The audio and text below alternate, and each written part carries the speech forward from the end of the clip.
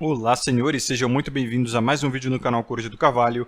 E o vídeo de hoje é trazido a vocês através de duas doações. Uma do Sigmail, que diz: Olá, Coruja, fale sobre como deveria ser de forma saudável o ritual de passagem de menino para homem na sociedade atual, em alusão às culturas que mantêm um ritual de passagem, como os índios que fazem um ritual de passagem colocando na mão do iniciado uma luva com formigas. E Sigmail, muito obrigado pela doação e por todo o apoio que vem mostrando ao canal. E a outra doação é de um usuário anônimo que diz: Meu assunto de vídeo é sobre a verdadeira masculinidade e ou o rito de passagem, para quem não teve uma referência masculina. Caso puder, gostaria de ouvir sobre esses assuntos. No mais, só agradecer pelo seu trabalho. Graças aos seus vídeos consigo tancar melhor essa realidade e podendo tomar um rumo melhor para a minha vida. Forte abraço. E Anônimo, muito obrigado também pela sua doação e pelo assunto de vídeo, né? Hoje vamos falar sobre ritos de passagem e a real masculinidade, principalmente para aqueles que não tiveram referências masculinas. Lembrando a vocês, senhores, que no momento do lançamento desse vídeo e algumas semanas à frente, eu estou com as promoções de vídeo suspensas aí, durante tempo determinado, tá? Coisa assim de alguns dias ou semanas, depois eu volto. Então, se vocês quiserem apoiar o canal, é sempre aquela coisa, né? Deixa o like se gostar do conteúdo, se inscreva, ative as notificações, compartilhe e pode ficar à vontade aí na seção dos comentários, como sempre.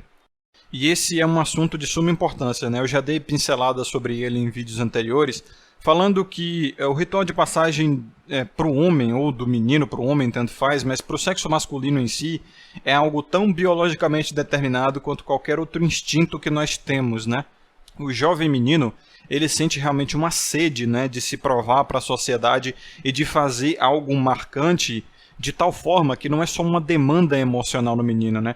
Ele recebe também um surto de hormônios e neurotransmissores ali para buscar essa aprovação, né? Então o jovem ele chega ali na puberdade e toma assim um grande coquetel de testosterona e outros hormônios e neurotransmissores que fazem ele se comportar de uma maneira mais inconsequente, de uma maneira mais vigorosa e até mais violenta, né, em alguns casos. Isso depende de pessoa para pessoa, né, nesse caso de menino para menino, de jovem para jovem. Tem também aí as subjetividades da biologia de cada um, mas você sempre percebe que, como diz o ditado, né, jovem está sempre fazendo besteira, cara. Adolescente está sempre fazendo besteira, principalmente, tá? Mas não somente adolescentes homens. Então, assim, eu lembro da minha época de adolescência, cara, onde eu fazia aquelas travessuras clássicas, né? Tipo, jogar suco em pó na caixa d'água da escola, apertar os extintores de incêndio da escola. Ou seja, até envolvia uma certa forma de vandalismo, né, e tal. E veja só, esse tipo de coisa, esse tipo de atitude pueril, inconsequente, até meio vândala, é até positivado de certa forma em algumas culturas. Como, por exemplo, na cultura do Halloween, né, gostosuras ou travessuras. Hoje em dia, é claro, aquela parte da travessura não acontece mais tanto, né? Mas antes era tacar ovo na casa da pessoa e jogar papel higiênico em cima, entendeu? Fazer alguma pichação na casa da pessoa que não desse os doces, né, que não desse as gostosuras e tal. Isso vem por parte de uma cultura do hemisfério norte, onde o inverno era muito rigoroso, e eles faziam esse tipo de socialização de doces que aconteciam na colheita pré-inverno, né? Na última colheita do ano, que era do outono, antes do inverno, é claro. Então, eles faziam doce de abóbora, doce de nabo, doce que é muito comum lá no hemisfério norte, aquelas frutinhas silvestres, né? Que são as berries, que eles chamam. Tem blueberry, tem raspberry, tem uma cacetada de berry lá. E aí eles faziam doces porque, você sabe muito bem, né? O açúcar, ele cria uma certa forma de ácido ali, onde as bactérias não conseguem se proliferar muito bem. Então, quem sabe, faz doce de goiaba aqui no Brasil, doce de banana, sabe muito bem que dura muito tempo, né? Aquela parada simplesmente não estraga, cara. É simples assim. E, óbvio, é uma comida deliciosa, muito doce e que dá bastante energia, né? Um surto de energia assim, muito rápido. Então, para o inverno é especialmente muito bom. Então, as vilas, né, as tribos do hemisfério norte, muito frequentemente faziam essa socialização aí de doces no Halloween. E aí tinha aquela coisa também de que o inverno ele é uma época de morte, né? E era dito no paganismo da época que espíritos saíam para perturbar as pessoas e tal. Então se vestiam com fantasias assustadoras para assustar os espíritos, né? Veja só, é parecido com a carranca que a gente tem aqui na Bahia, por exemplo, né? Que são caras feias para espantar espíritos ruins, ou olho turco para espantar mal olhado, coisa do gênero. Essas superstições aí. Então, eu estou dizendo isso para mostrar para vocês que, de fato, a nossa cultura ela tem muita interferência com a nossa biologia e vice-versa, né? Você percebe que o ser humano ele também tem um ciclo que respeita as estações do ano, né? Como de vários animais que hibernam ou que guardam comida para o inverno, né? Insetos, aves ou mesmo mamíferos que fazem isso. E o ser humano não é diferente, tá? A gente tem uma época de acasalamento, sim, por incrível que pareça, que é a primavera, onde justamente é a época onde mais acontecem casamentos até hoje. Tem a época de, entre aspas, hibernação, que é guardar para o inverno, né? Tem a época de trabalho e curtição e de colheita, né? Verão, outono e assim vai. Então, hoje em dia, obviamente, a gente está perdendo contato com isso porque nós vivemos em grandes centros urbanos, onde a gente tem aquecedor, né? Em países frios, a gente tem ar-condicionado, ventilador em épocas quentes e tal. Então, isso a gente está perdendo bastante. Mas é claro que a influência dessa psicologia evolutiva, dessa nossa memória evolutiva, ainda persiste de certa forma. E isso é comum, em especial no caso dos rituais de passagem dos meninos, cara. Então você pode ver sempre essa coisa do jovem, né? Eu tenho um vídeo muito bom sobre o Homem Solar do Júlio Zévola, que eu vou repostar aqui no canal, mas caso vocês queiram assistir, tá aqui na descrição, no comentário fixado, na verdade, eu não tô botando mais coisas na descrição não, só no comentário fixado. E eu falei também sobre a Mulher Lunar, né, também do ponto de vista de Júlio Zévola. Mas eu vou trazer para o canal só a parte do Homem Solar e a parte da Mulher Lunar, né, já que é uma coisa mais delicada, digamos assim, para os anunciantes da plataforma. Eu não quero, obviamente, sujar esse canal aqui. Eu vou postar lá no canal Woke, eventualmente. Só estou reformulando aí o canal, por isso que eu não estou aceitando as doações, né, as promoções de vídeo ainda. Então veja só, o homem ele tem muita característica com os ciclos do Sol. Tá? O Sol ele também tem fases, mas essas fases solares elas são muito mais, como eu posso dizer, mais sutis que as fases lunares. As fases lunares, assim como o humor feminino, né, mudam muito, cara. É como se a Lua tivesse realmente humor, né? É uma fase cheia, outra fase minguante, outra crescente e uma fase nova. E veja só, como eu falei lá, né? Os ciclos lunares têm 28 dias, exatamente como o ciclo de fertilidade das mulheres. Já veja só, no caso do homem solar, né? O Sol, ele basicamente não tem muitas fases, não. Tá? Ele é bem mais certeiro, né? Ele sempre faz o mesmo caminho todo dia. Nasce no nascente e se põe no poente.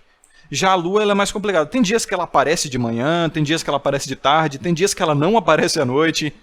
Tem dias que ela tá cheia, tem dias que ela tá vermelha, tem dias que ela tá amarela, tem dias que ela tá branca, tá? A Lua ela tem muito humor e ela muda bastante, ela é bem previsível.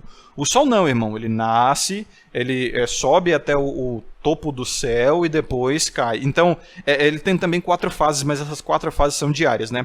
Quando ele nasce, ele tem aquela luz pueril, aquela luz juvenil, né, de esperança e tal. É como se fosse um homem jovem.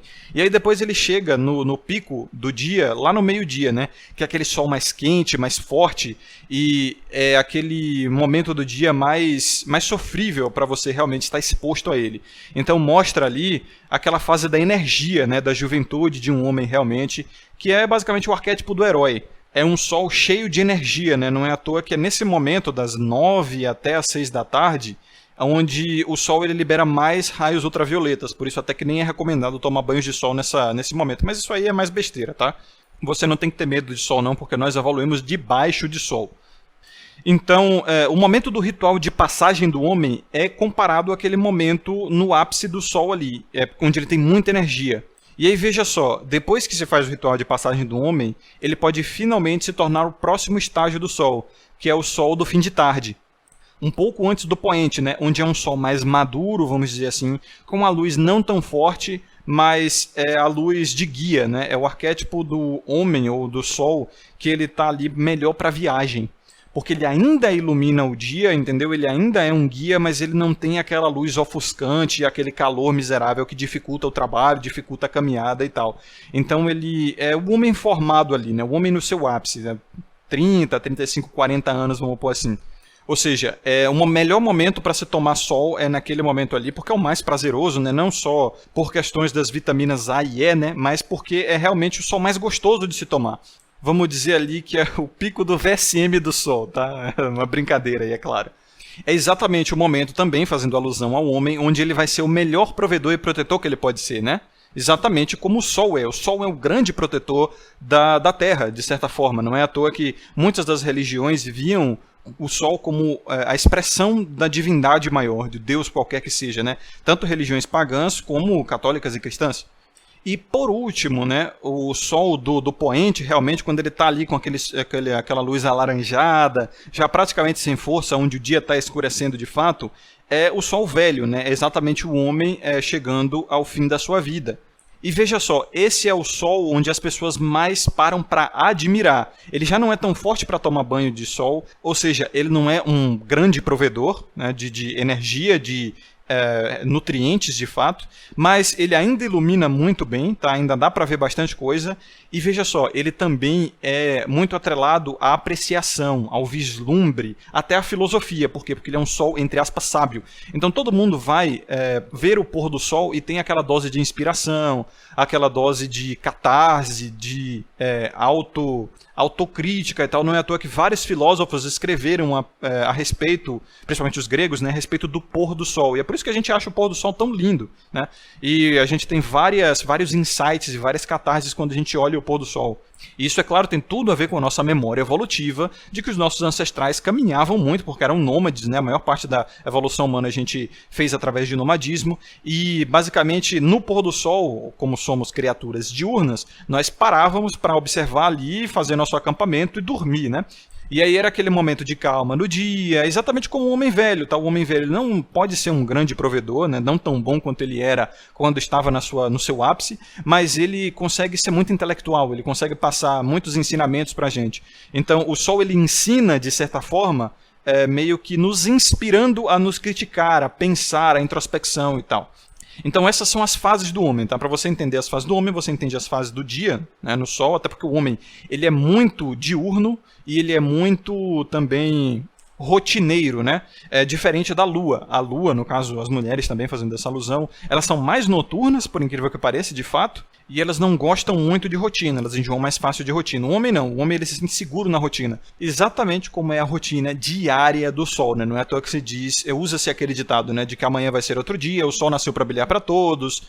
Ninguém põe certeza na Lua porque ela é um astro de fases. O Sol não. O Sol ele tem suas fases sim, mas ele faz aquele movimento, aquela viagem todo santo dia. Então, para a gente entender o ritual de passagem, a gente tem que focar aqui no jovem que está biologicamente predisposto para fazer o seu ritual de passagem. É claro que eu vou falar mais no fim do vídeo de homens que não puderam ou não conseguiram fazer seus rituais de passagem na tenra idade, né, e como fazer o seu próprio ritual de passagem, sendo você um jovem, adolescente ou mesmo um homem já formado, mas vamos focar aqui no adolescente, tá? Que é o momento certo, biologicamente certo, de fazer o ritual de passagem de um jovem. Isso todas as civilizações humanas, pelo menos as mais tradicionais, concluíram.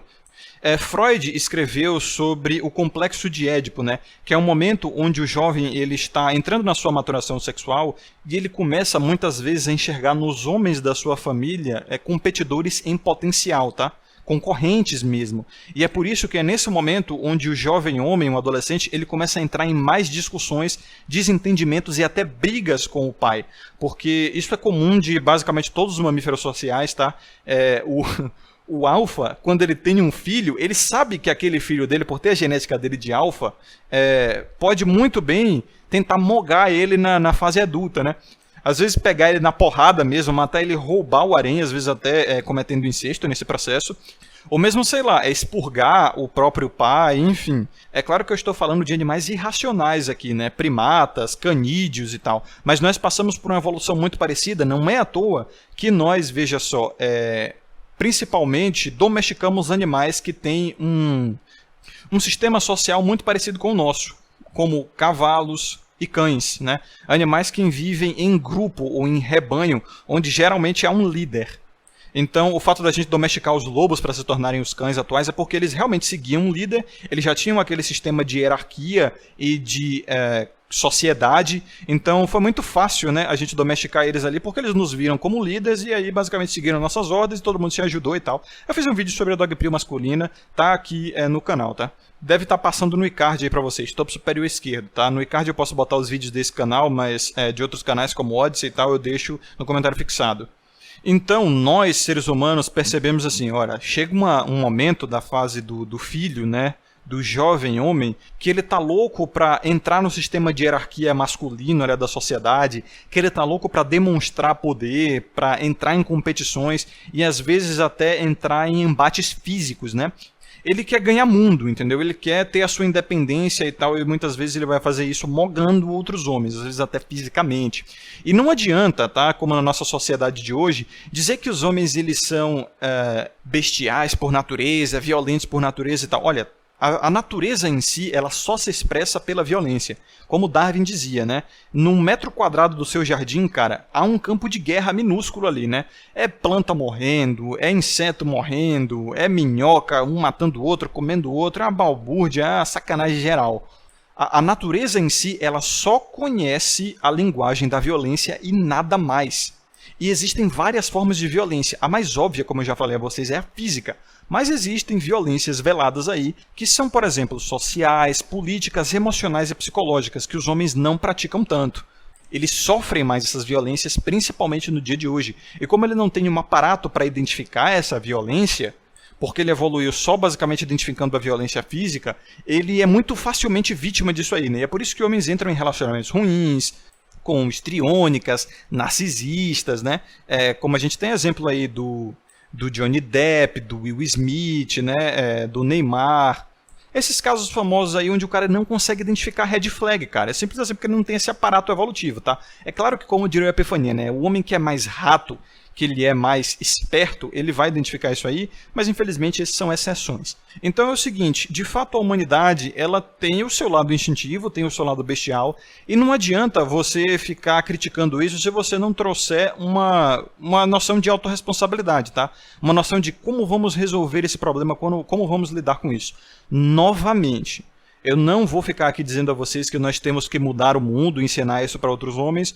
Olha, eu faço o meu trabalho aqui da maneira mais liberal que eu consigo, tá? Quem quiser aprender comigo, aprende. Quem concordar, concorda. Quem discordar e quem não gostar do conteúdo, fecha o vídeo e vai embora. Mas eu não tô aqui para mudar a vida de ninguém, tá? Mas eu sei que é um método que funcionou e funciona até hoje, que é esse do ritual de passagem. Não adianta você ficar tentando tirar a tapa, ou a shaming, ou a perseguição social, esse instinto da humanidade, né, da bestialidade e tudo mais. O máximo que você pode fazer é realmente tentar lidar o melhor com isso. Mas você nunca vai conseguir mudar as pessoas, tá?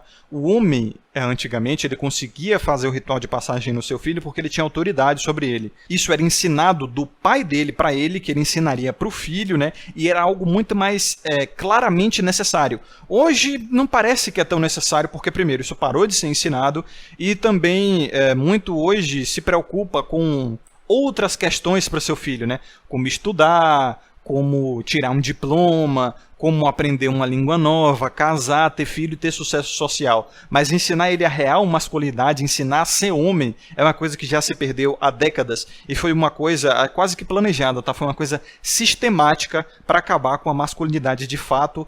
E aí, é claro, ficar com essas acusações falaciosas de que a masculinidade é definida pelos instintos humanos, né? Pelos instintos de violência que a humanidade em geral tem. É que o homem ele é mais físico porque ele conhece mais essa lógica, porque evoluímos como caçadores e guerreiros e tal. Mas a violência ela é natural de toda a espécie humana, sem exceções. É, na verdade, natural de toda a natureza, né? Se é que vocês perdoam essa redundância aí.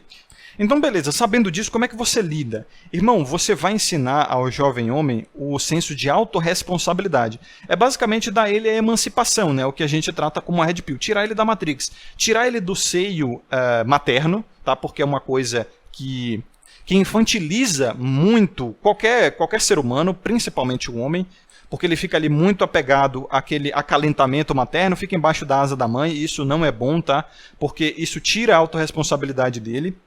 Ele pode acabar, como o próprio Freud mostrou no Complexo de Édipo, tendo um apaixonamento pela mãe, que pode evoluir para causas sexuais sim, mas não é tão comum assim, tá? É um apaixonamento onde ele vai realmente tratar a mãe como uma esposa e querer sustentar ela, entendeu? Querer ser o provedor dela e tal, e muitas vezes até entrando em conflito com o pai, porque ele fica apaixonado pela mãe. E aí tem sempre aquele caso, né, de filhos que sempre ficam do lado da mãe, quando às vezes até o pai tem razão. Porque ele não consegue ver isso. Eu lembro que o Raccoon ele deu um relato justamente sobre isso, porque os pais dele se separaram quando ele era muito jovem, e aí ele não conseguiu ver que o pai, na verdade, estava em razão em sair de casa e não mesmo pagar pensão, porque ele mesmo deu o relato de que a mãe dele não era uma boa mãe, não era uma boa esposa, tá? Ele só descobriu isso depois que ele realmente conseguiu despertar daquele apaixonamento edipiano. E aí ele deu razão ao pai, e foi inclusive o que fez ele descobrir os conteúdos que ele passou a produzir durante um tempo. Eu vou ver se eu acho esse relato aqui, com certeza tá no canal dele, lá na MGTOW TV, mas, cara, é tanto conteúdo que eu não lembro qual o título do vídeo, qual o vídeo. Se vocês sabem qual é, por favor, deixem o título desse vídeo aqui nos comentários que eu vou colocar no comentário fixado, tá? Se, é claro, eu não tiver achado esse vídeo. Então, é uma quantidade enorme de problemas quando não se faz o ritual de passagem de jovem, cara. Uma quantidade enorme. Ele fica muito facilmente apaixonado, ele se apaixona basicamente por qualquer rostinho bonito, tá? Principalmente se encaixar naquele quadro da waifu que eu gosto de dizer, né? Que Freud também explica, né? Como diz o ditado. Freud explica. Freud diz que o complexo de Édipo é construído a partir das referências que o homem tem da guardiã. Foi o que eu expliquei no vídeo das esposas artificiais, cara. A waifu é justamente isso, tá? E o homem ele começa a ficar projetando isso nos rostinhos bonitos que ele vê. Às vezes não precisa nem ser tão bonito assim, tá? Basta ser do sexo feminino que o cara já começa a se apaixonar e tal. E a ficar presumindo inocência, presumindo santidade, presumindo perfeição, e isso é o que a gente muito vê na nossa sociedade edipiana, tá? Uma sociedade ginocêntrica, uma sociedade de homens apaixonados que ficam elevando o feminino a status de deusa. Isso é o que a gente chama de ginoteísmo, né? Teísmo vem de Deus e gino feminino. Então veja só o perigo de não fazer o maldito do ritual de passagem, né, cara? Foi, como eu disse, uma destruição sistemática nos lares. E o resultado foi isso aí, uma sociedade ginocêntrica ginoteísta, de homens totalmente apaixonados, como por exemplo o Paulo Bilinski, que o cara ele sofreu um literal atentado, né, como vocês devem saber no caso dele, mas ele tá lá na câmara querendo passar porte de arma exclusivamente feminino, né? Então veja, ele sofreu na pele os perigos disso aí, mas ele quer passar de qualquer forma, enfim. Então perceba, o Paulo Bilinski é um cara no shape, tem aquela barba de lenhador, um VSM até razoavelmente alto, né? Ele tem grana, tem status porque é líder político e tal. Então perceba que a masculinidade formada a partir do ritual de passagem, nada tem a ver com a aparência, com a quantidade de recursos que o cara tem, ou essas coisas vaidosas aí, né? Nada tem a ver. Como o exemplo do Paulo Musi e de vários outros caras assim, que são enormes, que são ricos, que são bonitos, que são tudo isso, mas na verdade são pouco masculinos, né? O fato é que, se vocês pararem para pensar na nossa sociedade, o homem ele só existe por conta da mulher, tá? E é exatamente por isso que até o ginocentrismo é natural da nossa espécie, por nós sabermos inconscientemente, como um coletivo, tá? Como dizia Jung, o inconsciente social coletivo, que é basicamente a Matrix, né, o arquétipo da grande mãe, que daí o nome, né, vem mater, que é o radical de maternidade, de reprodução em si, que nós sabemos muito bem, é um artigo quase que exclusivamente feminino. Nós sabemos que os ditados estão certos, tá? Sem a mulher não há homem. E veja só como isso é engraçado. Que não é só uma questão material, que não é só uma questão do ventre, tá? Não é só porque sem mãe não existem filhos. Porque se você olhar por esse lado, sem pai também não existem filhos, tá? Porque o homem ele também precisa inserir o seu material genético ali. Mas o próprio conceito de homem, ele está necessariamente atrelado ao conceito de mulher. Porque como a nossa própria biologia prova, todo o ser humano ele é concebido como do sexo feminino, tá? E aí, quando existe o cromossomo Y no genoma, aí a vagina se fecha, tá? Formando o saco escrotal, por isso que a gente tem aquela costura ali embaixo, né? Porque é fechado mesmo, como se fosse a moleira da cabeça da criança, sabe? E o clitóris cresce formando o pênis. E é por isso que a glande do homem é um literal clitóris super desenvolvido, né? Então a gente já tem essa positivação natural biológica e bioquímica a nível celular mesmo, de que o homem ele só existe depois que existe a mulher. Então a mulher é o primeiro conceito, tá, de ser humano, e aí depois é que vem o conceito masculino.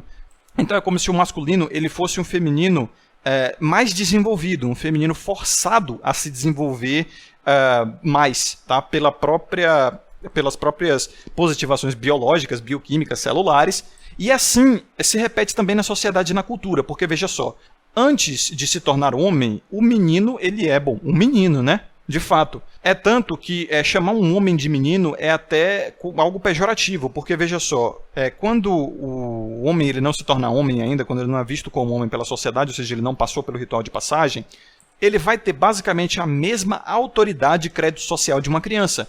Ele não vai ter credibilidade na sociedade, exatamente como a criança não tem credibilidade, não vai ter nenhuma autonomia, ninguém vai dar autoridade para essa pessoa, né? Então, basicamente, esse homem, se ele for tratado como um menino pela sociedade, ele não vai conseguir se desenvolver, tá?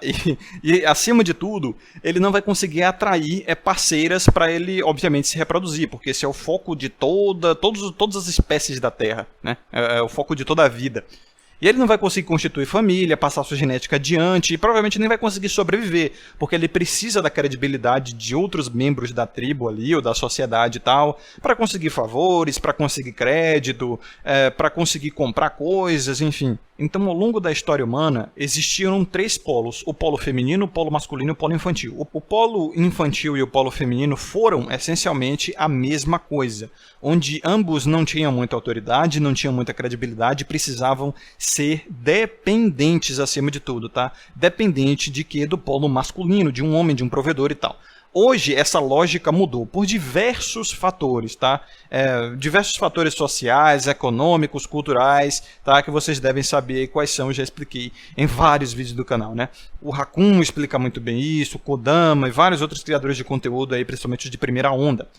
Então, todo ser humano, como o próprio Renato Amoedo fala, todo ser humano ele nasce no polo infantil ou polo feminino, dá no mesmo. Então, alguém tem que segurar a barra, né? Se todo mundo for polo infantil para sempre, cara, a sociedade não vai para frente. Então, alguém tem que segurar a barra. Daí, depois do dimorfismo sexual, é claro, né? Onde os homens eles se mostraram mais capazes fisicamente, né? Até intelectualmente e tal, através, é claro, da seleção natural, que aconteceu isso, né? Porque quem detém o útero seleciona, então as detentoras do útero selecionaram os machos que eram mais capazes de prover e proteger para elas, então eles acabaram sendo mais capazes do que elas. Claro, porque se você quer um provedor e um protetor, ele tem que ser melhor do que você, né? Daí nasce a hipergamia, vamos pôr assim. Só que ser um bom protetor e um bom provedor na natureza, cara, não é fácil não, tá? Você tem que aprender com alguém, você tem que se desenvolver pra caramba, e é por isso que o homem na puberdade, ele muda muito, tá? É um choque, é um grande choque. Hoje não tanto por conta da má alimentação, por conta da baixa exposição a exercícios físicos e ao sol, enfim, várias questões biológicas aí, tá? Questões ambientais, comportamentais e tal. Mas no passado, cara, o guri ele dava um pulo, tá? Principalmente na vida na roça, irmão. Era coisa assim de em 1 ano ou 2, o guri mudava completamente. Crescia um barbão, irmão. Ele ficava troncudo pra caramba, entendeu? A voz engrossava do nada, ele crescia assim uns 20, 30 centímetros. O homem muda muito na puberdade, porque a natureza dizendo, irmão, ó, trabalho, bora ganhar dinheiro, bora constituir família, entendeu? Bora se reproduzir, sustentar a humanidade, você vai precisar que desse tronco tem que ficar parrudo, entendeu? Tu vai precisar de barba, porque estudos aí comprovam que a barba no ser humano ela evoluiu para tomar porrada, basicamente, no próprio crânio humano ele tem um encaixe do punho, tá? Do punho humano. O nosso crânio, principalmente o masculino, ele evoluiu para tomar soco de outros seres humanos, tá? E a barba, assim como a juba do leão, é para acolchoar os golpes que geralmente eram dados na cabeça, né? Porque a cabeça é uma das partes mais sensíveis do corpo, né? Então o leão tem a juba para proteger o jugular do ataque de outros leões, a gente tem a barba para acolchoar o soco. Claro, ela também serve para aquecer, né, para filtrar sujeira e tal, mas existem teorias aí, tá, de evolucionistas que dizem que é para tomar porrada. E aí a voz grave, né, para acertar a dominância e tal, porque a voz grave chama muita atenção, né, causa medo, enfim, todas essas coisas aí que vocês já devem saber. Então, o conceito de homem, ele só existe porque existe o conceito de mulher e criança no começo, tá? Que, essencialmente, ao longo da história humana, foi a mesma coisa. Porque existiu o conceito de dependentes, e esses dependentes precisam ser providos por alguém. Daí surge o conceito de homem. Alguém tem que segurar a barra, irmão, entendeu? E é por isso que é muito comum na nossa sociedade que, até hoje, né, o conceito de homem seja basicamente o que é conveniente ao feminino, tá? Homem de verdade. Quem decide o que é homem de verdade? não são mais os homens. E de certa forma nunca foram, porque ao longo de toda a história humana, tá, como eu já expliquei a vocês em vídeo, tanto na Grécia Antiga, quanto no Egito Antigo, Roma e tal, o conceito de homem era atrelado à capacidade de se reproduzir, de atrair fêmeas, de ter família, de ter filhos, ou seja, não era nunca o homem pelo homem, tá? Era o quanto ele conseguia prover para os dependentes dele, quantas pessoas podiam depender dele. Então até hoje fica nisso que um homem de alto valor, né, a brincadeira ali com isso, com aquela coisa do Bruno Giglio, é realmente aquele cara pintoso, né, que causa muita impressão na sociedade, VSM alto, aquela coisa de validação externa pura, porque é isso que atrai as pessoas, principalmente atrai as pretendentes, faz o homem se reproduzir, dá a ele, veja só, a capacidade de passar pela seleção natural e levar essas características de sucesso adiante, tá? Então, a própria natureza, que é a nossa Matrix, o inconsciente social coletivo, se construiu ao redor disso aí, e construiu também o conceito de masculino ao redor do que os dependentes precisam. Então o homem, ele tem essa ilusão de que ele se constrói, quando na verdade ele não se constrói. Ele está obedecendo ao grupo, à imposição do grupo e principalmente do que os dependentes precisam. Porque os dependentes vão ser, pelo menos ao longo da história, foram as crianças, que elas são subdesenvolvidas por natureza, né? Elas estão se desenvolvendo, então elas precisam de alguém para prover para elas, e de fato as fêmeas também, que são os úteros da sociedade, e quando elas passam pelo sistema de gestação, que é para, obviamente, replicar aí a espécie, elas passam por um período muito sensível, né? Muito delicado, ela precisa de proteção e provisão. Então o Estado, ele é o novo homem, né? O Estado, ele é o arquétipo de homem hoje. Então, esse é o grande problema, tá? O arquétipo de masculino formado em si do ritual de passagem que provê e protege, ele não é atrelado ao homem em si, veja só. Ele não é atrelado ao cromossomo XY, ele é atrelado a quem consegue prover e proteger melhor, que no momento está sendo o Estado. O homem, dane-se, tá? Ninguém liga mais para o homem, porque o conceito de masculino sempre foi dado ao que ele pode oferecer, né? Alguma coisa além dele, não ele por si. Então, já o valor do feminino sempre foi dado à mulher em si, né? Porque é ela que detém o útero, ela que reproduz. A presença dela é o grande valor ali. Já a presença do homem não é o valor. Como diria o Chris Rock, né? O homem só é amado, eu gosto de corrigir ele dizendo valorizado, porque amor é uma coisa muito diferente. O homem só é valorizado à medida do que ele provê. Então veja, não é o homem que é valorizado, é o que ele traz para a mesa que é valorizado. Então, se você conseguir, se a sociedade conseguir trazer os recursos do homem para a mesa, mas sem o homem não tem problema nenhum, tá? Ninguém faz falta do homem, ninguém sente falta do homem.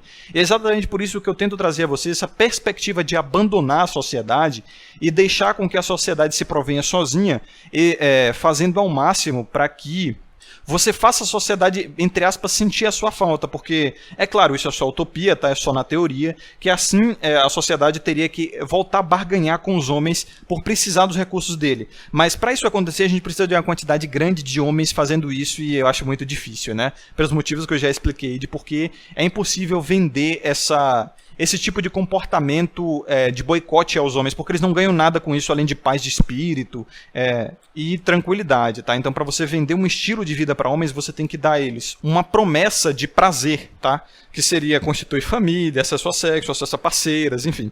Então, esse tipo de comportamento que nós temos aqui, né, homens que seguimos o nosso próprio caminho temos, não tem benefícios a curto prazo, né? Não tem aquele prazer hedonista a curto prazo. Tem paz, tem tranquilidade, mas isso não se vende na nossa sociedade de hoje. Eu não estou falando nem de vender de forma monetária, mas convencer os homens a isso, né? E é por isso que não dá para panfletar esse estilo de vida. E é por isso que sempre, tá, homens como nós vão ser fadados ao ostracismo, então se acostumem com isso, senhores. Certo, agora que vocês já sabem disso, né, e a importância do ritual de passagem, que ele era mais para o conceito da família, é mais para o conceito dos dependentes, né, porque a família, como eu expliquei qual vídeo mesmo?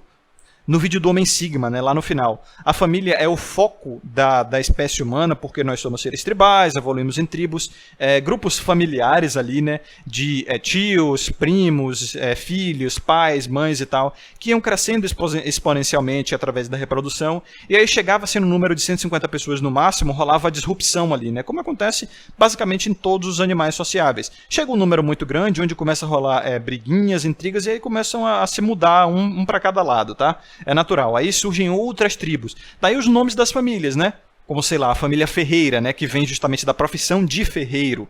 Então, por isso que o pai, que era realmente o trabalhador ali, né, o ferreiro, ele tinha esse nome e passava esse nome como último para os seus filhos e até para a esposa. Então, as pessoas começavam a se identificar a partir do emblema da família, que é o nome. Aí vira Senhor Ferreira, Senhora Ferreira e tal. Só que aí quando rola aquela disrupção, a família cresceu demais e aí meio que o nosso inconsciente, do nosso determinismo biológico não consegue mais comportar aquele número de pessoas, porque chega assim, acima de 150 pessoas a gente perde realmente os laços, a gente perde a capacidade de até ter empatia pelas outras pessoas, né? Porque a gente tem um espaço limitado de pessoas com as quais a gente pode reconhecer como membros da nossa família, e é natural isso, aí rola uma disrupção. Aí cada família vai para um lado e aí muda-se de nome, né? E aí, aquele membro da família Ferreira já vira um outro nome, porque o cara assume uma outra profissão, e aí já surge um novo núcleo familiar e tal. E aí, assim vão fazendo os rituais de passagem, onde, veja só, qual é o ritual de passagem, né? Agora chegando à conclusão do vídeo de fato. Onde o pai, ele leva o filho para aprender a trabalhar, cara, para virar um grande provedor, um grande protetor, entendeu? Isso foi ao longo de toda a espécie humana. Isso é, de certa forma, ginocêntrico, porque o pai ele não está ensinando o filho, necessariamente, só a se prover e se proteger. Ele está ensinando o filho também a proteger aos outros, né? É até aquela frase do Boi Ben lá no filme O Segredo dos Animais. O homem forte protege a si mesmo, só que o homem mais forte protege os outros. É basicamente o fato dele ser um homem de valor para proteger o quê? Mulheres e crianças, tá? Quando eu proteger os outros, quando ele está falando dos outros ali, os mais fracos, são mulheres e crianças. Não é à toa que toda a nossa sociedade, ela basicamente gira em torno disso, né, de proteger mulheres e crianças, cara. Existem leis a favor disso, existem até regras culturais, né, tipo, mulheres e crianças primeiro, e não sei o que, mulheres e crianças são mais importantes. E aí quando vem um artigo assim sobre, por exemplo, alguma calamidade, sempre usam a questão das mulheres e crianças como uma dose extra de comoção ali para chamar a atenção das pessoas, né. Homem, meu irmão, é só provedor, tá? É só basicamente a ferramenta usada para conseguir recursos, e se surgir uma ferramenta que traga mais recursos, dane-se o homem. E é por isso que, como eu disse, como eu disse no vídeo anterior, existe essa perseguição à masculinidade, porque hoje nós não dependemos mais diretamente de homens para prover a nós, tá? É claro que os recursos ainda vêm dos homens, que eles produzem mais, eles trabalham mais, eles criam mais empresas, pagam mais impostos, geram mais receita, e blá blá blá, isso está nos censos. Porém, a provisão da sociedade ela está vindo dos homens, mas por intermédio de empresas e do Estado, tá? Porque, por exemplo, quando você pede o seu iFood, quem está entregando a sua comida é um homem, tá? Quem fez aquela comida muito provavelmente vai ser um homem. Quem criou aquela empresa foi um homem. Quem criou o aplicativo foi um homem, e assim vai. Só que você não está mais dependendo diretamente do homem em si, tá? Você está dependendo de um sistema jurídico e econômico que foi construído por homens também, mas que, na verdade, o trabalho dos homens ali está oculto, tá? E é por isso que eu digo, os homens criaram a própria obsolescência, cara. Isso é natural. Era previsível que isso acontecesse, porque os homens trabalham para ter mais conforto, mais recursos para melhorar a sociedade. E ia chegar um momento onde eles tinham que parar de trabalhar, porque a gente trabalha para parar de trabalhar, né? Quem é que não sonha com a independência financeira? Quem é que não sonha com um estilo de vida onde não tenha mais que trabalhar e tal? E como o valor do homem, da nossa espécie, da masculinidade nesse fato, né? Não do cromossomo XY, mas da masculinidade, foi o trabalho, principalmente o braçal, hoje, quando isso não é mais necessário, as pessoas estão descartando a ferramenta que trazia esses recursos, né? E é por isso que na nossa sociedade existe uma literal perseguição ao masculino. E eu vejo isso como se a natureza ela tivesse tentando atrofiar um membro sobressalente, tá? Como, por exemplo, os dentes cisos, né? Tem muitas pessoas que ainda nascem com sisos, mas outras não nascem mais porque está atrofiando. Então está rolando uma seleção natural aí. O homem é a mesma coisa. O homem ele já não é mais necessário, pelo menos a masculinidade. Então, quando eu digo homem, não é o XY, tá? É a masculinidade. Tem que mudar isso. Porque eu estou com vício de linguagem de tratar homem como masculinidade. Não é a mesma coisa, tá? Você pode ter um pepi aí, ser XY e tal, e ser homem, se considerar homem, mas você pode não ter masculinidade. Então, ao meu ver, é isso, tá? A masculinidade ela está sendo atrofiada pela seleção natural e vai sumir, eventualmente, e não tem muito que a gente possa fazer quanto a isso, não. Porque é realmente desnecessário. Não existe necessidade para a masculinidade mais. E não adianta você ficar tentando criar necessidade onde não há. A natureza não vai comportar uma necessidade que não existe. É a mesma coisa que você vender gelo para esquimó, irmão. Não tem demanda. A natureza não demanda mais masculinidade. Então é por isso que tem muitos caras aqui que tem até um senso psicopático, tá, ao meu ponto de vista, que eles ficam dizendo que é preciso passar por uma grande calamidade global para a masculinidade ser necessária de novo, né, o trabalho braçal e tal, e os homens receberem valor. Tá, mas, como eu disse, eventualmente os homens vão reconstruir tudo e vão voltar a ser desnecessários.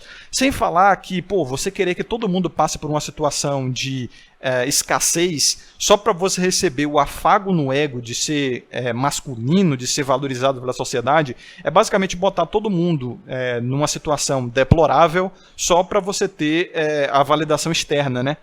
E isso nada tem a ver com o masculino, isso não é masculino de fato. Como também você vai estar se auto-sacrificando à toa, porque numa situação de calamidade, muito provavelmente você, que é um cidadão médio, um homem médio, que não tem muitos recursos, vai perecer. Então veja só, você está basicamente se chamando para ir jogar no Vasco, né? Tentando se autocontratar aí para ir jogar no gigante à toa. Então aí tá aí o autossacrifício natural do homem, que ele faz sem pensar, tá? E é uma das grandes coisas que faz ele perder o valor, né? Que faz ele criar essa própria obsolescência dele simplesmente se jogar no fogo por nada. E isso, obviamente, não é masculino. Então, para concluir, o ritual de passagem ele é muito simples, tá, manos? O ritual de passagem, ele antigamente era feito para fazer do homem um grande provedor para os dependentes, tá? E a gente não quer ter nenhum dependente. Eu, pelo menos, não trato a masculinidade como aquele que tenta ter vários dependentes. Eu trato a masculinidade como uma coisa mais divina, como uma coisa mais solar. O Sol ele existe independente da vida na Terra, independente de todos os planetas que orbitam ele. Assim como, sei lá, o arquétipo de Deus, tá? Do Criador. O Criador ele vai existir independente se você acredita nele ou não, tá? Não é como Nietzsche dizia, né, que nós matamos a Deus porque paramos de acreditar nele. Não, cara. Se o Criador ele existe independente da própria criação dele. Não é? Ele existe independente da fé humana. Não é como se fossem os deuses pagãos panteônicos, né, que eles dependem da adoração e da fé humana, e se os humanos não rezarem para ele, como os deuses nórdicos e deuses gregos, eles perdem os poderes. Não é assim, pelo menos não o Criador, né, o Deus Supremo. É como se fosse o arquiteto da Matrix. Beleza, ele criou a Matrix, mas ele depende da Matrix para viver? Um programador que criou um programa, ele depende daquele programa para viver? Não, ele pode, obviamente, tirar sua provisão de outras coisas, tá? Se o programa acabar, ele não morre junto. Então esse é o ponto aqui. Então, ao meu ver, a masculinidade real que a gente tem que se reinventar agora, como eu falei naquele vídeo, né? Se devemos culpar as mulheres, o título, né? Devemos culpar as mulheres pela crise da masculinidade. Esse vídeo tá aqui no canal ainda. Link aí no iCard tá passando aí, tá? Eu disse, mano, a masculinidade ela precisa se reinventar, porque a gente fica nesse método antigo, antiquado de masculinidade, e quando a gente olha para o passado, da masculinidade até poucas décadas, até hoje, tá? Até hoje, na verdade. Mas desde Grécia e Roma Antiga, Egito Antigo, que é ainda mais anterior à Grécia, até a época medieval, o valor do homem era prover, proteger, ter filhos, ter uma família, era sempre ser o provedor de alguma coisa, sempre ter dependentes. Então o valor do homem era atrelado a quem ele conseguia fazer depender dele. Ou seja, ser homem não era ser homem, ou ser masculino para esse efeito, não era algo independente. Veja só, ele precisava cooptar pessoas para depender dele. Então isso, ao meu ver, é doentio, é necessário de validação externa e não é independente, né? Então, ao meu ver, a real masculinidade está muito mais atrelada à questão de Jesus Cristo, tá? Porque para mim é o arquétipo de homem mais homem que já existiu, mais masculino que já existiu. E ele fez os seus rituais de passagem também, né? Que é, por exemplo, o jejum de 40 dias na caverna, né? Na montanha e tal. Ele, na verdade, fez vários rituais de passagem durante a sua vida. Ele nasceu, cresceu, passou por martírios, trabalhou como carpinteiro, fez peregrinação, fez o jejum, sofreu provações, praticou milagres e, por fim, fez o martírio final, né, que é o ritual de passagem derradeiro, onde ele se sacrificou pelo povo. Então, e daí tem também um autossacrifício típico masculino também, né? Só que ele fez isso de uma forma para conseguir a sua ascensão aos céus. Então, ele não fez isso por nada. Ele fez isso para frequentar o reino dos céus. Então, no terceiro dia, ele ressuscitou e ascendeu aos céus e tal. Então, tem toda esse arquétipo solar aí. Tem também o arquétipo messiânico masculino. Então, o ritual de passagem do homem, vejam só, é muito fácil de fazer. É basicamente algo onde você vai aprender que o que você precisa para viver, na verdade, é muito pouco. É onde você aprende independência, aprende o minimalismo. Por exemplo, a maioria dos rituais de passagem ao longo da história humana era basicamente tornar o homem independente, né? Tirar ele do seio materno, da dependência da mãe, dos pais e tal, e basicamente fazer ele se provar que ele é independente, que ele pode caçar, que ele pode prover para si mesmo e tal. Então vamos pegar, por exemplo, o ritual de passagem do Rei Leônidas, lá no filme 300 de Esparta, que é inclusive um filme bem comum aqui sobre masculinidade, né? Ele é jogado pela tribo espartana no meio do inverno, sozinho, tá? Na verdade eu acho que é com outros jovens, não sei, no meio da floresta, bem longe de Esparta. E basicamente quem conseguir voltar vai ser tratado como homem, né? Vai ter autoridade, credibilidade na sociedade e tal. E lá ele luta com um lobo, passa muito frio, ele é jogado com uma tanguinha, tá? Provavelmente ele foi jogado pelado, mas no filme, como não queriam mostrar ele pelado, botaram ele com uma tanguinha. Então veja só, é para ensinar o homem que, meu irmão, você nasce sozinho, tá? Você nasce sem nada, você nasce pobre, porque a pobreza é o estado natural da humanidade. Então, em vários momentos a vida vai te dar uma pernada, como diria a Epifania, vai te dar uma rasteira gostosa e vai tirar completamente todos os seus recursos. Tua casa, ela pode cair, tá? O seu trabalho, você pode ser demitido dele, você pode passar um perrengue ferrado na tua vida, tu pode passar fome e tal, e perder tudo, tá? Perder até as roupas do teu corpo. E através desse ritual de passagem você vai aprender que enquanto você estiver vivo, com saúde e capacidade de lutar, você vai lutar. Porque tudo que você tem aí no seu nome, seja a sua casa, o seu trabalho, dinheiro, qualquer coisa que você possa se orgulhar, além do seu próprio corpo, da sua própria mente, de coisas que você tem de fato responsabilidade e algum controle, e olha que o seu corpo você nem tem total controle sobre ele, né? Porque se você tivesse total controle sobre ele, você poderia, sei lá, controlar seus batimentos cardíacos, controlar seus movimentos parestêuticos, né, que é o movimento dos órgãos internos e tal. E é claro que você pode usar métodos Wim Hof aí para diminuir seus batimentos cardíacos ou acelerar quando você quiser e tal. Ter mais controle sobre o seu corpo, mas você nunca vai ser soberano realmente sobre o seu corpo, nem mesmo sobre a sua mente, né? Tem vários pensamentos aí que vão permear a sua mente sem que você queira. Então, nem isso você tem controle, né? Então, isso também é ensinado no ritual de passagem, onde o homem ele aprende, até de forma espiritual, que ele não é o corpo dele, ele não é a mente dele. É um presente que foi dado. É um presente, na verdade, não, né? É um privilégio que lhe foi dado pela natureza e que isso vai ser tomado de volta pela natureza em algum dia, né? Quando você morrer, é claro. Então isso tudo, meu irmão, você aprende quando você fica sozinho, na solitude, tá? Sem literalmente ninguém para segurar tua barra, brother. E é basicamente a vida de ermitão. Então é por isso que muitos aqui no nosso próprio meio começaram a chegar à conclusão de que às vezes é bom ir pro campo, né? A famosa mato-pio e tal. Porque eles querem viver essa vida sozinhos e tal, solitários, esse esquema de solitude.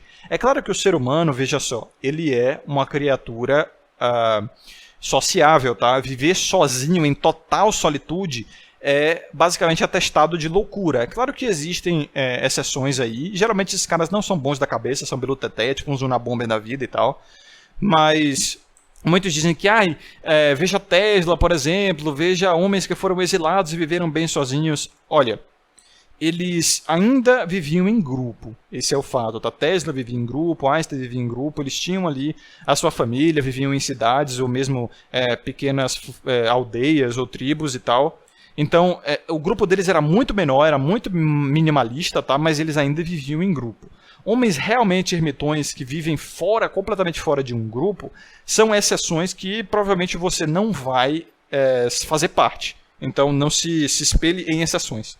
O homem ele tem sim uma inclinação à solitude, tá? Que isso é muito comum, inclusive até dentro dos relacionamentos. Tem livros de autoajuda para casais, onde ensinam homens e mulheres a lidar com a tal caverna masculina, né? Como, por exemplo, aquele livro do Augusto Cury, que eu li quando era moleque uma vez, chamado Homens são de Marte, Mulheres são de Vênus, né? Onde é basicamente uma autoajuda de casais, onde o Augusto Cury ensina mulheres a lidar com homens e homens a lidar com mulheres dentro do relacionamento. É uma coisa bem tradicante, tá? É muito, muito fardo da performance de homem ali. O homem ele tem sempre que fazer mais, como ele mostra naquele livro. Mas pelo menos ele diz assim que a mulher ela tem que respeitar o momento do homem de ir para a caverna, de que ele não quer falar sobre os problemas dele, ele só quer ficar sozinho, trancado em algum lugar, remoendo os próprios pensamentos, sozinho, tá? Justamente fazendo catarse, chegando a novas conclusões, porque é assim que o homem inventa, é assim que o homem conclui as coisas. É assim que o homem ele chega a a novos insights. Não é à toa que muitas ideias para vídeos, dos vídeos até mais famosos do meu canal e mais incríveis que eu tenho aqui, que até eu tenho orgulho de ter feito eles, aconteceram quando eu estava sozinho, às vezes até levemente ébrio, né? Então também tem essa coisa da bebida, que é muito natural do homem. Eu até falei lá no meu grupo, no meu canal do Discord, para os assinantes, tá? Se você quiser assinar o canal do Discord, é só se tornar membro aqui ou assinar pelo LivePix ou pelo Patreon, links aí na descrição e no comentário fixado. Onde o álcool ele foi muito importante para a evolução humana, principalmente a masculina, porque o álcool, a cerveja, na verdade, foi provavelmente, muitos historiadores e até arqueólogos mostram, que muito provavelmente foi a cerveja que fez a gente se tornar sedentário, né? Ou seja, basicamente tornar nós os seres evoluídos que nós somos hoje. Porque nós basicamente descobrimos que certos grãos, quando eles são estocados, eles fermentam e soltam um caldo fermentado, que é basicamente a cerveja, tá? A cerveja dá o nome, né? A cevada fermentada.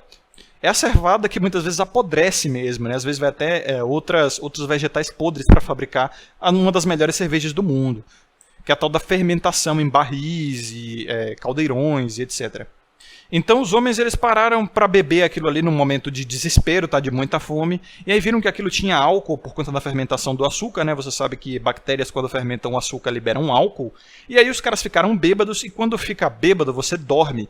E aí quando você dorme durante o inverno, irmão, você passa grande parte do inverno meio que hibernando, né? Ou mesmo você consegue tancar o frio com o álcool, porque o álcool esquenta o corpo. Não é à toa que os russos, por exemplo, bebem muita vodka, que é uma bebida tipicamente russa, porque ela é frio pra caramba e a vodka tem assim 40, às vezes 50, 60% de teor alcoólico. É quase absinto aquele negócio. E daí os caras passaram a falar, pô, vamos ficar aqui, vamos começar a plantar essa cevada, esse trigo, esses outros grãos aqui para fermentar essa parada e continuar bebendo. E aí depois que se descobriu o pão. E aí daí que tem essa coisa da carne de Jesus e do sangue de Jesus, né? Que é o pão e veja só o vinho, que também é uma bebida alcoólica, naturalmente alcoólica.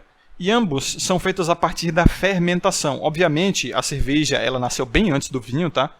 Mas o álcool ali se preservou. Não é à toa que é dito na Bíblia que o álcool ele até é algo para deixar o homem alegre. E veja só, alegre e esquecer os problemas do dia, né? Em algum momento, em alguma passagem da Bíblia tem isso. Eu só esqueci aonde.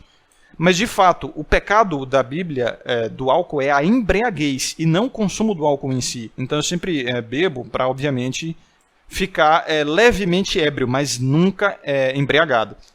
Porque embriagado você perde as suas vergonhas, né? Você passa vexame, você vomita, você faz besteira, você quer dirigir, você quer bater todo mundo, dependendo do seu temperamento, você faz um monte de merda. Então ficar embriagado é sempre uma porcaria. Mas ficar felizinho, né? Quando você fica mais solto, quando bebe um álcool é bacana. Então é por isso que em muitas civilizações, às vezes, o ritual de passagem era levar o jovem para tomar um porre. Eu não estou dizendo que isso é certo, eu só estou dizendo que isso acontecia, tá? Obviamente, só beba se você tiver acima de 18 anos. Porque é uma questão de responsabilidade, não é uma questão assim de lei mesmo, né? Porque depois dos 18 você vai poder ser culpabilizado e responsabilizado pelas suas ações. Então se você fizer besteira, ao menos você vai ter a capacidade de arcar com isso, né? Antes disso, você vai fazer besteira e não vai poder arcar com isso, porque você não tem nem a capacidade de discernir o que é o certo do errado. Então, para concluir, né, a gente precisa de uma reinvenção da masculinidade hoje. A masculinidade ela já não comporta mais essa coisa de simplesmente agir de acordo com o que os dependentes da sociedade precisam, ser o grande provedorzão, porque isso é um autossacrifício simplesmente ingrato. A sociedade não gratifica homens que fazem isso. É basicamente contraproducente e o masculino ele não é autossacrificial por nada, tá? Na verdade, o homem sacrificial por qualquer coisa, ele nem é um homem, eu diria, nem é masculino em si. Ele não passou pelo ritual de passagem. Ele só está jogando suas pérolas aos porcos, jogando a sua masculinidade a quem não quer, para quem não gratifica, para quem às vezes até não precisa. Então é o que eu digo, senhores. A masculinidade hoje ela precisa ser um senso de independência, de autocontrole, autorresponsabilidade e autorrealização. É fazer o seu pelo seu e não jogar suas pérolas aos porcos. É como eu escrevi no meu e-book, onde eu pus, abre aspas, o alfa do ponto de vista masculino é um homem líder, responsável e estratégico, capaz de defender a si mesmo e aos outros a partir de um forte senso de justiça, princípios e valores sólidos, que sabe quando e como se priorizar ou se sacrificar por aqueles que merecem, têm potencial e realmente agregam ao grupo. Então veja só que eu nem disse aqui o masculino, o homem de verdade, eu falei o alfa, que é o top dos top, entendeu? Ele é o líder, realmente. E você não precisa ser o líder do seu grupo para ser considerado um homem de valor masculino forte. Então veja, o valor de um alfa, do ponto de vista masculino, ele vai ser dependente do grupo de homens, tá? Então só quem consegue dar o valor a um homem alfa são outros homens de valor parecido. Porque é como diz o ditado, né? É preciso de um gênio para identificar um outro gênio. É preciso um homem para identificar um outro homem, para dar valor a outro homem. Não são os dependentes que criam um homem, entendeu? Não são os dependentes que decidem o que é homem. Então, você não pode deixar que quem não é homem decida o que é ser homem de verdade, como muita gente gosta de dizer. Ah, e homem de verdade é aquele que faz isso e aquilo. Não, mano. Só homens de verdade podem dizer o que é homem de verdade. Pô, pelo amor de Deus, né? É questão de lógica isso aí. Mas o masculino, veja só, ele é independente do grupo. Ele é independente da sociedade. E é isso que, por exemplo, tentou-se fazer com Leônidas, jogando ele no meio do mato para lutar com o lobo, para ele desenvolver a masculinidade. Agora, se ele não voltasse para Esparta, se ele continuasse vivo e decidisse não voltar para Esparta ou mesmo não conseguisse, ele seria um homem, mas não seria considerado alfa. Por quê? Porque o alfa depende do conceito da sociedade, da visão da sociedade. Então, se ele não está dentro de uma sociedade, ele não vai ser um alfa. Ele vai ser líder de quem? De si mesmo? Um líder de si mesmo não é um alfa, né? Ele é só um homem masculino, com masculinidade forte. Então, o princípio do ritual de passagem tem que ser formar masculinidade e depois, tá? Se a sociedade estiver alinhada a isso, vai ser considerar aquele homem como um homem de valor para o grupo. Mas como a nossa sociedade de hoje não dá valor mais à masculinidade, né? Porque ela é descartável pelos motivos que eu expliquei nesse e em outros vídeos, então dane-se a questão do grupo, tá? Dane-se o que o grupo pensa de você. O ponto é a masculinidade. Então esqueça a parada de alfa, sigma, beta, que até tem algum sentido, é mais uma coisa anedótica para ilustrar e tal. Tem algum sentido para classificações hierárquicas de homens, mas não esqueça essa parada porque os nossos próprios valores sociais estão inadequados, estão completamente confusos, tá? Então, esqueça isso. Mas a masculinidade é a independência, a capacidade de você prover a si mesmo, de você se virar quando necessário, você sobreviver nas piores situações e tal. Então o rito de passagem, ele geralmente é formado através da solitude, é você se colocar numa situação de provação para você mesmo, para você saber que, pô, eu consegui sobreviver em tal situação, eu consegui me virar, eu consegui, sei lá, fazer fogo do nada. Eu tô dizendo para você ir fazer um acampamento, se jogar no meio do mato, correndo risco de morte, não. Mas você ir para um ambiente onde você fique sozinho consigo mesmo, às vezes até passe por um jejum. O jejum é muito importante, tá? Nossa espécie ela passou por um período de muita fome, onde as próprias várias funções físicas nossas só ocorrem quando a gente está com fome.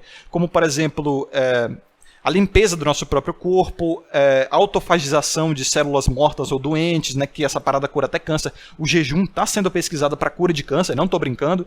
Limpeza do corpo em geral, né, por exemplo, de gordura, de radicais livres, bactérias e tal, ocorrem mais em período de jejum. Então tem jejuns aí que curam várias doenças autoimunes aí, né, ou doenças alimentícias mesmo, como doença celíaca e tal, diabetes, enfim, o jejum é foda, irmãos, é uma prática do caramba. Eu tenho um vídeo sobre Red Pill alimentar que tá passando aí no e-card aí pra vocês. Então, para concluir esse vídeo, tá? O ritual de passagem, tanto para um homem quanto para um jovem, para qualquer um, é realmente ele descobrir, ou mesmo conseguir, né, depender de si mesmo só para sobreviver, concluir que enquanto ele tiver unhas, enquanto ele tiver dentes, irmão, enquanto ele estiver vivo, com saúde, com capacidade de lutar, ele vai lutar pela própria vida incondicionalmente. E também saber que ele depende de muito, mas muito pouco para sobreviver. Ele só precisa basicamente de acesso à água, comida e abrigo. E só, irmão. E o abrigo, muitas vezes, pode ser até um estilo Diógenes, né? Meio canino aí. Meio cinismo, né, para esse feito, que é literalmente morar dentro de um barril e até mesmo se livrar da sua tigelinha para beber água, porque Diógenes um dia viu um menino bebendo água só com as próprias mãos. Ele falou, pô, essa tigela aqui é desnecessária, eu posso beber água da fonte com as minhas próprias mãos. Então, eu não vou muito pelo cinismo porque Diógenes era meio piroca da cabeça, tá? Ele era louco mesmo, ele cagava na rua, ele mijava na rua e ficava tentando provar algo para os outros, andando por aí com a lanterna durante o dia, procurando um homem de verdade, ou andando pelos ossos, procurando o pai do Alexandre o Grande, por exemplo. Novamente, para tentar fazer catarse nos outros. E o homem, pelo menos eu vejo a masculinidade, não tenta fazer catarse nos outros, tá? Como eu não tento, tá? Eu jogo meu conteúdo aí, quem quiser, né? Quem tiver ouvidos para ouvir e olhos para ver, que consuma meu conteúdo, mas eu não vou ficar forçando a minha filosofia sobre os outros. Então eu sou muito mais do estoicismo. O estoicismo, para mim, ele é uma doutrina não, né? Uma vertente, uma escola, seria mais o termo correto, uma escola filosófica que contempla melhor todas as outras. Ele tem um quê de hedonismo, que é ter acesso a prazer para tancar a vida. Tá no estoicismo. Tem um senso de cinismo ali também, de você precisar de muito pouco e se livrar da maioria das coisas que realmente não agregam na sua vida. Tem um quê de dogmatismo aí também, pois o estoicismo ele é a minha religião, é pelo qual eu vivo o meu dogma. Tem um quê de epicurismo aí, que é o balanceamento entre o hedonismo e o autocontrole e tal. Então, para mim, o estoicismo, como inclusive é a filosofia que mais incrementou a Bíblia, né? Porque a Bíblia bebeu muito da filosofia grega, principalmente a estoica, e eu me considero cristão. Quer dizer, eu não me considero cristão porque eu vou pelaquela vertente de que o único cristão que realmente nasceu e viveu, na verdade, morreu na cruz, tá? Eu gosto de dizer que eu sou um aspirante a cristão. Eu me baseio no cristianismo, tá? Mas para mim, cristão realmente só existiu um, que foi Jesus Cristo. E ele é o meu exemplo, então eu não vou dizer que eu sou ele, né? Eu sigo o exemplo dele.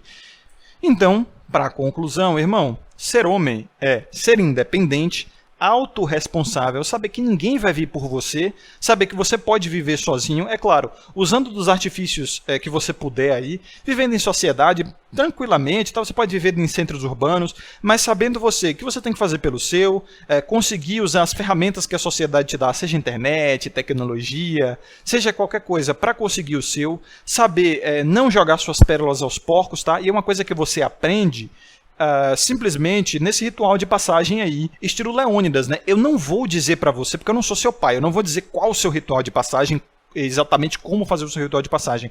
Mas o que importa do ritual de passagem é você chegar à catarse de que você precisa de muito pouco para sobreviver.